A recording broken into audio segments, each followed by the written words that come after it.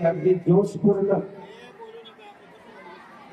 या काल आणि आज आपण बघितलं इतकं सुंदर नियोजन वाढीनारायणचं होतं. अरे का बोलताय रे भेंडाची उद्घोषणा होती परवाच्या क्लिप मध्ये.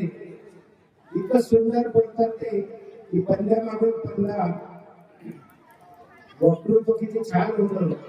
नानासाहेब तुम्ही खरोखर जयंती पुण्यतिथीच्या कार्यक्रमामध्ये आपले मनोगत व्यक्त केली पाहिजेत की जेणेकरून या विद्यार्थ्यांना आणि सर्व सहकार्यांना त्याचा निश्चित लाभ होईल.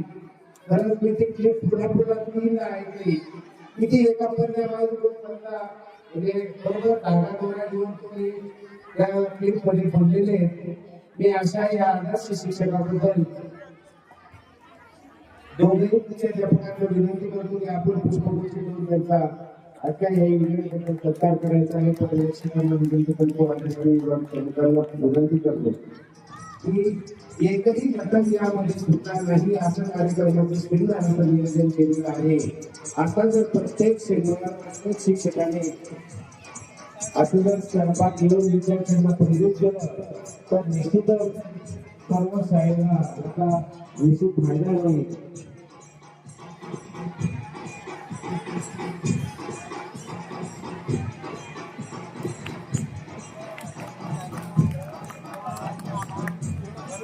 यांच्या पित्राकडे दिवंगत टाकत आहे वाडे हे राजा सुद्धा आम्हाला नेहमी शाळा सुटल्यानंतर तेरा बंदीला वाकिंग करत असताना